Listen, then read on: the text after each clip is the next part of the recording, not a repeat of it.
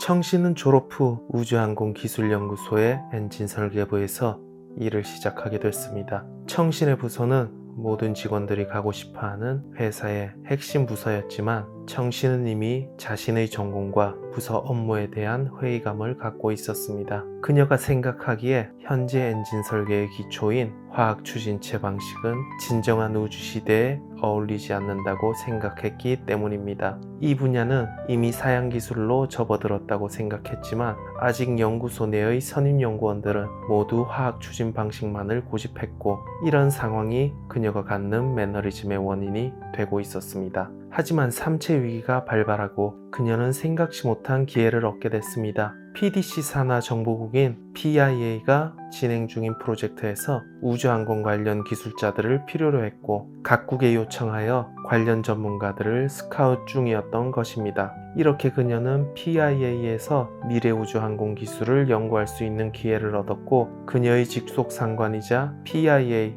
기술계획센터 주임 바디모프를 만나게 됐습니다. 그는 전직 러시아 소속 여러 기관에서의 재직을 거쳐 현재는 PIA 주요 실무를 담당하고 있었습니다. 딱딱했던 겉모습과는 달리 바디모프는 따뜻하게 그녀를 맞아주었고 이후 청신은 PIA 국장 토머스 웨이드의 국장실에 방문해 잠깐 동안 그를 만났습니다. 그의 직책을 감안했을 때 국장 웨이드의 나이가 너무 젊다는 점에 그녀는 잠시 놀랐지만 그보다 인상적이었던 건 주변의 공기마저 얼어붙을 만큼 차가운 그의 분위기였습니다. 그가 이렇게 젊은 나이에 향후 세계 최고의 기관이 될 PDC 산하 조직의 수장이 될 수 있었던 건 아마 극단적인 성과주의와 목표주의자였기 때문일 것입니다. 그리고 얼마 후 국장 웨이드가 배석한 채로 청신의 소속 부서인 기술계획센터의 전체 회의가 열렸고 비효율과 시간 낭비를 경멸하는 국장 웨이드는 회의 시작과 동시에 불쑥 발언을 시작했습니다. 그 내용은 PIA가 향후 삼체 함대를 향해 탐사선을 보낼 계획이고 이에 따른 기술적 문제를 모두 해결하라는 지시였습니다. 그리고 웨이드가 요구하는 탐사선의 속도는 광속의 1%였고 이는 현재 인류가 가진 기술로 만든 로켓의 100배에 도달하는 수치였습니다. 그 자리에 참석한 엔지니어들은 그 말에 아마 속으로 욕을 하거나 비웃었을 겁니다. 하지만 공상과도 같은 웨이드의 지시에도 진지하게 아이디어를 생각 중인 한 사람이 국장의 눈에 띄었습니다. 그리고 웨이드는 그런 청신에게 생각 중인 아이디어가 있는지 물었습니다. 그렇게 발언을 시작한 청신이 떠올린 아이디어는 마치 바다를 항해하는 요트와 비슷했습니다. 단지 다른 점이 있다면 우주선의 돛이 추진되는 원리가 바람에 의해서가 아니라 1000개의 핵폭탄에 의한 폭발력이라는 점만이 달랐습니다. 구체적으로 설명하면 지구와 목성 궤도 사이에 1000개의 핵폭탄을 일렬로 배치해두고 도출단 소형 탐사선을 지구에서 출발시켜 탐사선이 핵폭탄을 지나가는 순간마다 이를 폭발시켜 추진력을 얻어 가속하는 원리였습니다. 그리고 이 계획은 현재 전 세계의 핵무기 축소 조약에 따른 핵무기 처리 문제도 동시에 해결할 수 있었기에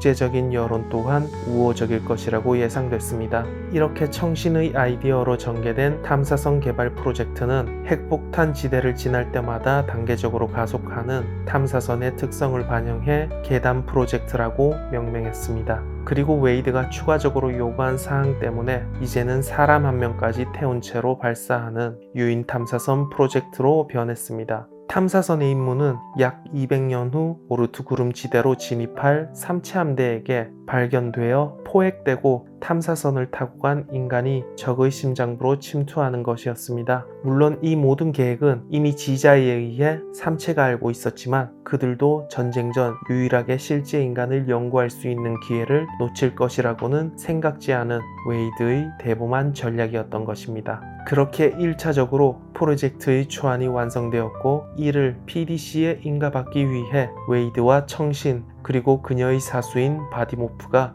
유엔 총회의장에 도착했습니다. 마침 그날 PDC 회의가 있기 1시간 전 같은 장소에선 유엔 특별총회가 있었고 이 총회를 통해 전 세계에 4명의 면벽자를 공개했습니다. 전 세계의 외심과 이목은 모두 그 4명을 향했지만 웨이드 일행은 PDC 회의 준비에 정신이 팔린 나머지 그들 옆을 지나 다급히 유엔 건물을 빠져나가는 면벽자들을 볼 새도 없었습니다. 하지만 그렇게 바쁜 그들의 주의마저도 단숨에 끌어버리는 일이 단 몇 초 후 일어나게 됐습니다. 바쁘게 건물을 나가던 면벽자 중 한 명이 저격을 당했고 청신 주변의 한 목격자에 따르면 그 자리에서 총을 맞은 면벽자의 머리가 터져 나갔다고 했습니다. 어딜 가나 소문을 부풀리는 사람들이 존재했고 아마도 청신의 주변에 있던 사람이 그런 불이었던 것 같습니다. 그런 참사에도 불구하고 웨이드 일행들은 프로젝트의 최종 승인을 위해 다시 회의 준비를 시작했고 다행스럽게도 계단 프로젝트는 PDC의 최종 승인을 받을 수 있었습니다. 하지만 그 자리에서 그들은 나쁜 소식도 함께 듣게 됐습니다. PDC가 승인에 대한 조건을 덧붙였기 때문이었습니다. 그건 유임 탐사선에 실을 수 있는 무게를 최대 500g으로 한정해버린 것이었습니다. 이 말의 뜻은 유인 탐사를 하지 말란 것과 같았지만 웨이드만은 그렇게 생각하지 않았고 낙담한 표정의 청신과 바디모프에게 국장은 이렇게 말했습니다. 뇌만 보냅시다. 그리고 며칠이 지났고 청신은 우연히 들은 뉴스를 통해 그날 회의장에서 총격을 받은 면벽자가 살아있다는 사실을 알게 됐습니다. 그리고 자막으로 그 면벽자의 이름 2글자가 그녀의 시야를 사로잡았습니다. 그 이름은 바로 로지. 이제 계단 프로젝트는 순풍에 돛을 단듯 순조롭게 진행되고 있었습니다. 기술 측면에서도 큰 문제가 될 것은 없었습니다. 프로젝트의 주요한 요소 기술인 핵폭발을 견딜 돛과 우주 공간의 폭탄 배치, 뇌를 싣고 갈 본체 등은 이미 현재 기술로 충분히 가능했기 때문입니다. 하지만 너무 순조로운 진행에 미쳐 그 누구도 가장 중요한 문제를 짚지 않고 있었습니다. 바로 탐사선의 실을 뇌였습니다. 이 문제를 단순하게 대중의 영웅심을 자극해 지원자를 받게 된다면 이후 큰 정치적 문제를 불러오게 될지도 모른다고 PDC는 판단했고 결국 한 가지 묘책을 웨이드가 내게 됩니다. PDC 주요 상임 이사국들을 설득해 자국 내에서 의도를 숨긴 채 안락사법을 제정하도록 했고 이렇게 안락사를 선택한 사람들 중 우주학에 역량이 뛰어난 자를 선발하자는 것이었습니다. 그렇게 7개국의 주요 상임 이사국 중 3개국에서 안락사법이 통과됐고 그 중에는 중국도 포함되어 있었습니다. 최근 청신의 관심사는 계단 프로젝트에서 자신의 별에게로 옮겨갔습니다. 며칠 전 익명의 인물에게 DX3906이란 별을 선물 받았고 그녀는 요즘 밤마다 자신의 별을 바라보는 게 가장 행복한 일상이 되었습니다. 그렇게 며칠 지난 어느 날 청신이 있는 뉴욕에 그녀의 대학 시절 동창이 찾아왔고 그렇게 그들은 잠깐 만나 대화를 하게 됐습니다. 이런저런 대화를 한 도중 윤태밍의 근황에 대해서도 말하게 되었고 청신은 잊고 있었던 계단 프로젝트의 탑승자로 윤태밍만큼 적합한 인물이 없다고 생각하게 됐습니다. 사실 그녀는 기술자로서 프로젝트에 참여한 상황이라 이런 재원 조달 관련 업무와는 상관없었음에도 다소 경솔하게 자신의 상관에게 이에 대한 보고를 했습니다. 그리고 청신은 윈텐밍을 설득하기 위해 PIA 대변인 자격으로 몇 년 만에 중국을 방문하게 된 것입니다. 청신은 이렇게 길고 긴 자신의 이야기를 윈텐밍의 병실에서 그에게 모두 전달했고 그에게 강한 어조로 이렇게 물었습니다. 인류에 속한 한 인간으로서 책임을 다하기 위해 이 임무를 수락해 주겠니? 짧은 시간 동안 윈텐밍은 속으로 많은 상상을 했습니다. 우주로 날아간 자신의 뇌가 삼체를 만나지 못하고 수억 년 동안 우주를 떠돌아다니는 모습, 그건 그나마 나았습니다. 삼체에게 잡혀서 자신의 뇌를 대상으로 온갖 고문을 하는 모습, 그런 상상보다 그를 더 힘들게 한 건 자신이 가진 모든 것을 바친 여인에게 죽음을 부탁받는 지금 이 순간이었습니다. 그렇게 고개를 들어 다시 청신의 성스러운 얼굴을 본 순간 윈텐밍은 처연한 미소를 입가에 지으며 말했습니다. 좋아, 내가 그 임무를 맡을게. 오늘은 항상 청신을 친오빠처럼 챙겨주던 바디모프의 사고 차량이 인양된 날이었습니다. 안타깝게도 그의 차량은 교각을 건너던 중 난간을 뚫고 나가 할렘강으로 곤두박질 쳤고 그는 그렇게 허망하게 죽어버렸습니다. 그리고 부검 중 새롭게 밝혀진 사실은 그가 백혈병을 앓고 있었으며 이로 인한 운전 중 망막출혈로 사고가 일어났던 것이었습니다. 그는 부하 직원들에게도 평판이 좋았기에 많은 동료들은 갑작스러운 비보에 시리에 빠지게 됐습니다. 그리고 그 중에서도 가장 충격을 받은 건 그의 부사수였던 청신이었을 것입니다. PIA 직원들은 크게 두 부류로 나뉘었습니다. 우선 청신이나 바디모프처럼 엔지니어 출신의 전문 인력들이 있었고 3체나 ETO를 상대로 정보전을 펼치는 첩보 요원들이 있었습니다. 그리고 전문 인력들이 느끼는 슬픔과는 정반대로 첩보 요원들은 바디모프의 죽음에 의외의 감정을 느꼈습니다. 그건 바로 아쉬움이었습니다. 요원들은 물에 너무 오래 방치되어 있는 바람에 뇌의 기능이 모두 상실됐다는 점을 아쉬워했습니다. 그리고 극소수의 사람들만이 아는 사실이 있었습니다. 국장 웨이드의 이전 직장 중에는 CIA도 있었다는 사실을. 그 사실을 아마 청신도 어렴풋이 알았던 것 같습니다. 그래서 바디모프의 죽음에 대해 슬픔의 감정이 옅어질 즈음엔 웨이드 국장과 바디모프의 사고사에 관한 상상조차 하기 싫은 소름 돋는 생각들이 청신의 머릿속에 떠올라 버렸습니다. 웨이드 국장은 청신을 비롯한 많은 직원들 앞에서 자주 쓰는 자신만의 기악과도 같은 구호가 있었습니다. 전진, 수단 방법을 가리지 말고 오로지 전진하라. 청신은 그 말에서 수단 방법을 가리지 않는다는 뜻이 자신으로서는 상상조차 못할 어둠과 당면하라는 것 같았습니다. 그런 생각이 드는 순간 청신은 차마 더 이상 선을 넘어가서는 안 되겠다는 공포에 잠식됐고 그리고는 자신이 감당 못할 어둠에서 이제 발을 빼기로 마음먹었던 것 같습니다. 이런 심란한 마음을 간신히 털어낼 때쯤 그녀의 가슴 속에는 또 다른 돌덩이 하나가 묵직하게 자리 잡고 있었습니다. 댄밍. 그는 얼마 전부터 PIA 본부와 멀지 않은 곳에서 계단 프로젝트 최종 후보 7인에 포함돼 각종 훈련을 받고 있었습니다. 청신은 중국에서 댄밍을 만나고 돌아온 후 수없이 속으로 되뇌었습니다. 난 그저 인류를 대신해 그에게 부탁한 거고 거절할 수 있었지만 댄밍 또한 그만의 선택을 한 것뿐이라고. 이런 생각을 할수록 청신은 PIA 첩보 요원들이 즐겨 쓰는 농담이 머릿속에 맴돌았습니다. 어머니를 매춘굴에 팔 수 있는가?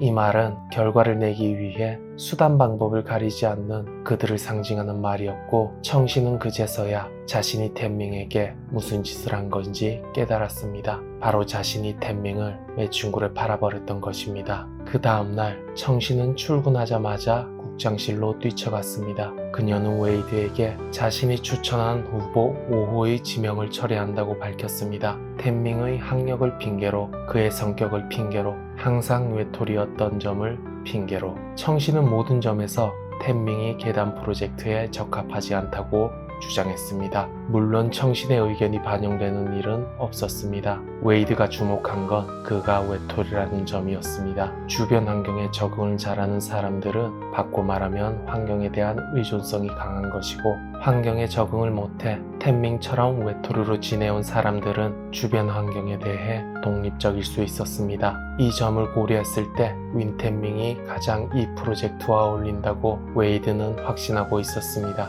며칠이 지나고 최종 후보 7인을 대상으로 인류에 대한 충성선서식이 열렸습니다. 서약식을 주재한 UN 사무총장 세이는 후보자 7인에게 순서대로 충성선서에 대한 여부를 확인했습니다. 그렇게 순조롭게 후보 4번까지 이 절차를 마쳤고 세이는 탠밍에게도 동일한 선서를 권유했습니다. 모두의 예상을 깨고 탠밍은 중선 선서를 거부했습니다. 그리고는 이렇게 말했습니다. 다른 세계를 보고 싶을 뿐입니다. 인류에 대한 충성은 삼체 문명을 겪어본 후에 결정하겠습니다. 세이는 충성 선서가 강요가 아님을 다시 한번 표명했고, 그렇게 나머지 후보자들은 정상적으로 선서를 마쳤습니다. 선서식을 참관 중인 웨이드가 옆자리에 앉아서 절망한 표정을 짓고 있는 청신을 보며 말했습니다. 역시 텐밍만이 자질을 갖췄어. 청신은 다시 반문했습니다. 만약 텐밍의 말이 진심이라면 인류에게는 엄청난 위협이 될 겁니다. 그리고 다시 웨이드가 답했습니다.